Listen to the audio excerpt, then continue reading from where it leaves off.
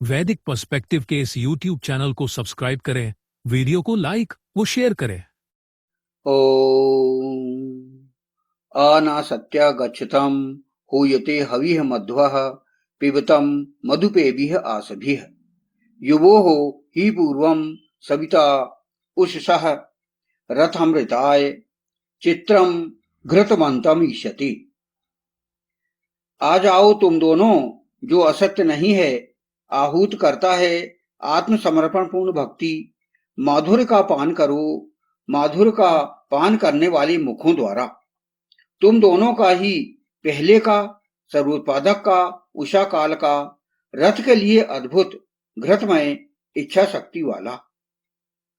यह जो मंत्र लिया गया, यह ऋग्वेद के प्रथम मंडल के 34वें सूक्त का यह 10वां मंत्र है। और इस 10वें मंत्र के ऋषि हैं हिरण्यस्तूप आंगिरस।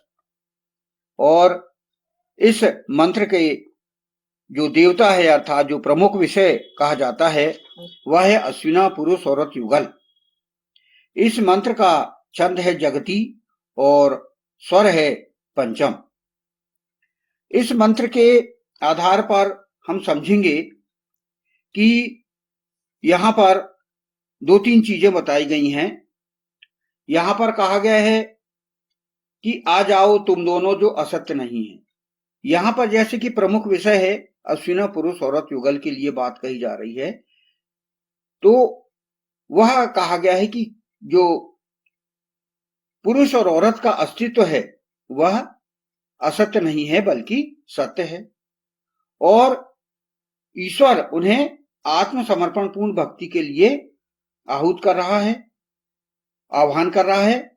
और माधुर्य का पान करने के लिए वो कहा गया है कि आप माधुर्य का पान करिए और आपका जो मुख है वो भी माधुर्यपूर्ण वाणी बोले। मतलब पति पत्नी में मधुरता होना चाहिए, यह बात कही गई है इस मंत्र में। और जो कहा गया है कि उस ईश्वर का इस सृष्टि में, जो कि उसी ने सूर्य, चंद्रमा, पृथ्वी बनाया है और वह अद्भुत रचना है। आपका शरीर भी, पति पत्नी जब आप हो, युगल हो, तो आपका शरीर भी रथ है। और रथ जो है ऋत के लिए बनाया गया है, अर्थात वेद के लिए बनाया गया है, और जो कि घृतमय है और इच्छा शक्ति वाला है। इस मंत्र में आपको इतनी बातें समझाने के हम सरल भाषा में कुछ विस्तार से और कुछ संक्षिप्त में समझने और समझाने के हम प्रयास करेंगे। तो जैसा कि इस मंत्र का प्रथम फुटनोट है, आ जाओ तुम दोनों, जो असत्य नहीं है। तो इन मंत्रों के जो पोस्टर आप देख रहे हैं, वीडियो के रूप में जो चल रहा है, वेद मंत्र चल रहा है, वह गति कर रहा है। और साथ ही साथ इसमें जो हिंदी अनुवाद लिखा हुआ है उसको भी आप सुनते जाइए, समझते जाइए और देखते जाइए, और इस व्याख्या को मंथन करने का आप प्रयत्न करते जाइए। इसमें प्रथम फुटनोट में कहा गया है, आ जाओ तुम दोनों, जो असत्य नहीं है। आ गच्छतम ना सत्य, यह बात यहां पर समझाई गई है। यह बताया गया है यहां अश्विना पुरुष औरत युगल को, जिसमें पुरुष अनिवार्यतः इंद्रियों को वश में करने वाला और सत्कर्म करने वाला हो, वेदानुगमन के लिए आमंत्रित किया गया है। मंत्र में मंत्रांश में बोला गया है आ जाओ, पुरुष और औरत को आमंत्रित किया गया है।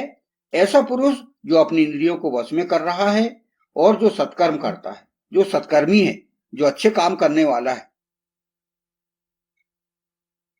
इन दोनों युगल को, पुरुष तो अनिवार्य रूप से सत्कर्मी होना ही चाहिए, इंद्रियों को वश में करने वाला होना चाहिए, और उसकी पत्नी को भी आहूत किया गया है।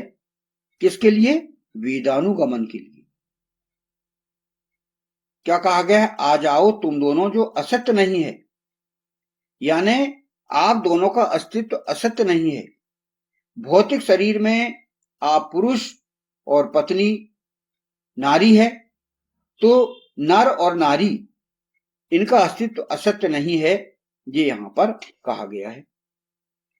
तो दुनिया में इनकी अनिवार्यता आपको देखने को मिलेगी। जब तक पुरुष और औरत हैं तब तक सृष्टि है। तो ईश्वर ने, ईशान परम परमात्मा ने दुनिया बनाई है, यह सृष्टि बनाई है और पुरुष और औरत की अनिवार्यता भी बनाई है। क्यों बनाई है, इनका हम पता लगाएं। जैसे कि इस मंत्रार्थ में कहा गया है कि यहां अश्विना पुरुष औरत युगल को, जिसमें पुरुष अनिवार्यता इंद्रियों को वश में करने वाला और सत्कर्म करने वाला हो, वेद अनुगमन के लिए आमंत्रित किया गया है और अनिवार्य किया गया है। लेकिन पहले हम इसके अस्तित्व को समझें कि इस सृष्टि में, इस दुनिया में, इस जगत में पुरुष और औरत की अनिवार्यता क्यों है। तो मुख्य रूप से हम इस अनिवार्यता को प्रकृति, समाज और आध्यात्मिक व्यवस्था, इन तीनों कारणों से दुनिया में माना गया है और इसे समझने के लिए मुख्य 3 आधार देखे जाते हैं। पहला, सृष्टि की निरंतरता अर्थात प्रजनन कर्म। मानव जाति के आगे बढ़ने के लिए पुरुष और स्त्री दोनों आवश्यक है। जब तक मानव जाति नहीं बढ़ेगी तब तक दुनिया नहीं चलेगी, अर्थात दोनों के मिलन से ही नया जीवन जन्म लेता है। इसलिए प्रकृति ने जीवन की रचना इस प्रकार की है कि एक के बिना दूसरा अधूरा है। धार्मिक दृष्टि से भी कहा गया है कि सृष्टि की वृद्धि के लिए ईश्वर ने नर नारी की व्यवस्था बनाई है। आप देख सकते हैं, ईश्वर ने बनाई है। तो यह पहला कारण है कि सृष्टि की निरंतरता के लिए प्रजनन कर्म आवश्यक है। दूसरा, प्रकृति का संतुलन। प्रकृति का संतुलन के लिए अनिवार्य है पुरुष औरत, यानी पुरुष और स्त्री के स्वभाव में शक्तियां अलग अलग होती हैं जो मिलकर संतुलन बनाती हैं। यानी पुरुष की विशेषता अलग होती है और स्त्री की विशेषता अलग होती है। कैसे? जैसे पुरुष में सामान्यतः बल, साहस, बाहरी कार्य अधिक देखे जाते हैं और स्त्री में, नारी में ममता, संवेदना, पालन पोषण की शक्ति अधिक मानी जाती है। जब ये दोनों गुण मिलते हैं तब परिवार और समाज का संतुलन बनता है। तो प्रकृति के संतुलन के लिए नर नारी आवश्यक हैं। दोनों का स्वभाव अलग अलग बताया गया है यहां पर, अभी हमने पढ़े, अभी हमने समझे। अब आध्यात्मिक और दार्शनिक कारण क्या है? भारतीय दर्शन में कहा गया है कि सृष्टि पुरुष और शक्ति के मिलन से चलती है।